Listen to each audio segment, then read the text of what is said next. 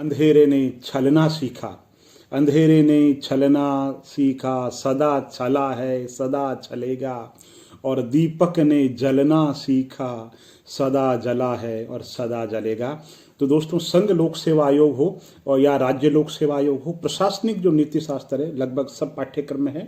तो सवाल ये, नीति शास्त्र क्यों पाठ्यक्रम में, क्या जरूरत पड़ गई जो नीति शास्त्र को लागू करना पड़ा। और द्वितीय जो प्रशासनिक सुधार आयोग है जो वीरप्पा मोइली की अध्यक्षता में गठित हुआ था, उन्होंने भी अपनी चौथी रिपोर्ट शासन में नैतिकता यानी चतुर्थ रिपोर्ट इथिक्स इन गवर्नेंस में भी इसी बात पर जोर दिया गया कि प्रशासन के अंदर नैतिकता बहुत जरूरी है। तो दोस्तों, नैतिकता की बात बाद में करेंगे, पहले समझे तो सही नैतिकता है क्या। तो मैंने नैतिकता के लिए नोट्स बनाए हैं, उसका एक एक शब्द आप देखना, क्योंकि एक एक शब्द का अर्थ है। तो मानव आचरण में सही और गलत क्या है, जो इसका अध्ययन है वो नीति शास्त्र है। सही क्या है और गलत क्या है, उसका जो आचरण है वो क्या है, नीति शास्त्र है। तो क्या सिर्फ नीति शास्त्र सैद्धांतिक अध्ययन है, सिर्फ बताता है ये है? नहीं, उसका पालन भी जरूरी है। तो नीति शास्त्र नीति दर्शन भी है, व्यवहारिक दर्शन भी है, वो नीति का विज्ञान भी है, वो आचार शास्त्र भी है। तो ये नहीं कह सकते कि साहब नीति शास्त्र है एक ऐसा विषय है जो सिर्फ सैद्धांतिक नहीं है, वो सैद्धांतिक नहीं है बल्कि वो व्यवहारिक भी है। और इसके क्या डायमेंशन होंगे आगे हम पढ़ेंगे। यूनानी शब्द इथिकोस से उत्पन्न है, एथिका यानी नीति शास्त्र दर्शन शास्त्र की वह शाखा है। किसकी शाखा है? दर्शन शास्त्र की शाखा है, जो समाज के द्वारा प्रतिस्थापित, शब्द देखना आप, समाज के द्वारा प्रतिस्थापित मानदंड और नैतिक सिद्धांतों के संदर्भ में उचित अनुचित मानवीय मूल्यों वे का आचरण का अध्ययन करता है।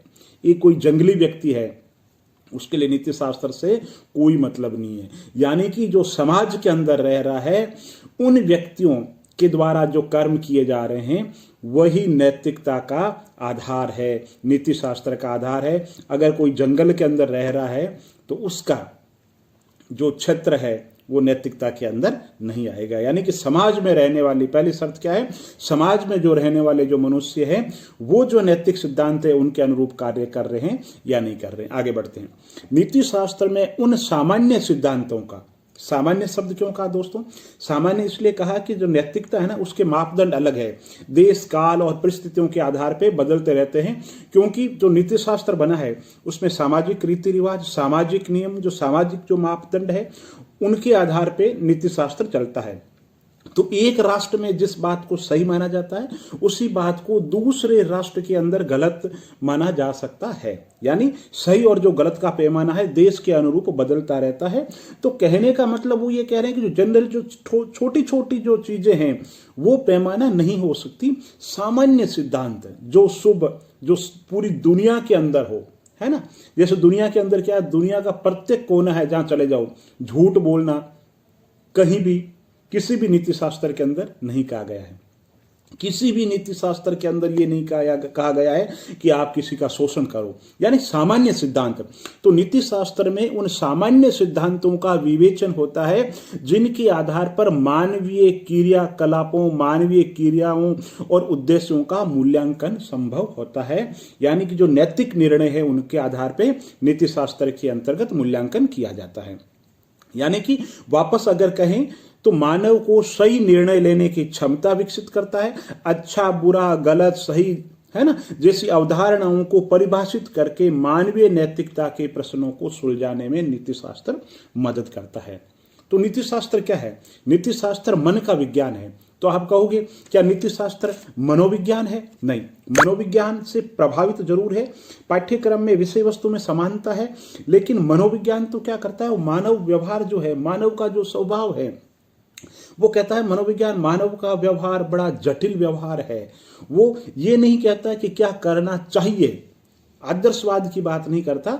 मनोविज्ञान तो मानव का जो मन है, मानव का मन चेतन अचेतन किस रूप में है, कैसे है, बुद्धि क्या है, मन क्या काम करता है, इंद्रियां क्या है, तो मतलब मन का विज्ञान है। लेकिन वो क्या करना चाहिए और क्या नहीं करना चाहिए की बात नहीं करता।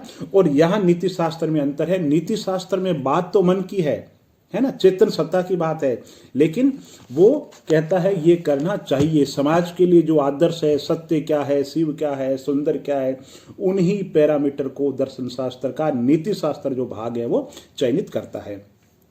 तो संक्षेप में कहें तो अभी तक हमने जो बातें की उसकी देखो मैंने परिभाषा निकाली है, 4 पॉइंट निकल करके आ रहे हैं।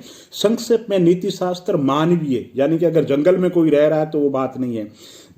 संक्षेप में नीति शास्त्र एक मानवीय, सामाजिक, सैद्धांतिक है। सैद्धांतिक भी है क्योंकि सिद्धांतों की नींव रखता है, लेकिन साथ में व्यवहारिक भी है।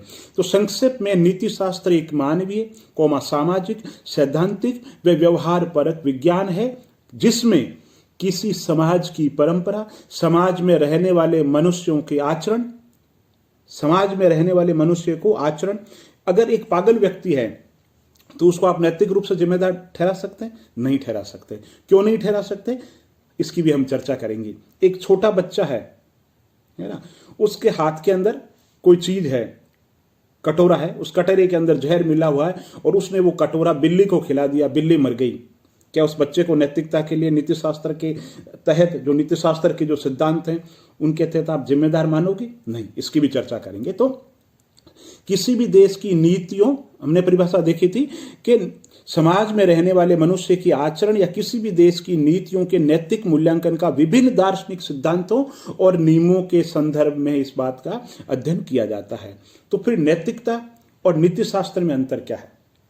नैतिकता और नीति शास्त्र, तो नीति शास्त्र तो बहुत व्यापक है, उसका नैतिकता एक बहुत ही महत्वपूर्ण पार्ट है, लेकिन नैतिकता उसका एक पार्ट है, नीति शास्त्र बहुत व्यापक है जिसका नैतिकता एक छोटा सा पार्ट है। इसके साथ में नैतिकता व्यक्तिगत है अगर देखें तो, और नीति शास्त्र सामाजिक है। हालांकि दोनों के बीच में एक छोटी सी पतला सा अंतर है, कोई ज्यादा अंतर नहीं, महीन सा अंतर है, ठीक है। तो नैतिकता को हम क्या कहेंगे, सभी व्यक्तिगत है और नीति शास्त्र जो है वो सामाजिक है।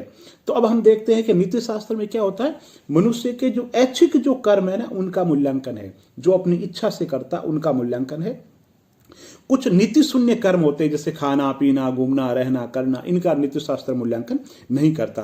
तो नीति शास्त्र किसका करता है? जो नीति शास्त्र के जो सिद्धांत है, मनुष्य ऐच्छिक कर्मों का मूल्यांकन करता है और जिसके तहत में उसको किसी चीज के लिए नैतिक रूप से जिम्मेदार ठहरा सके।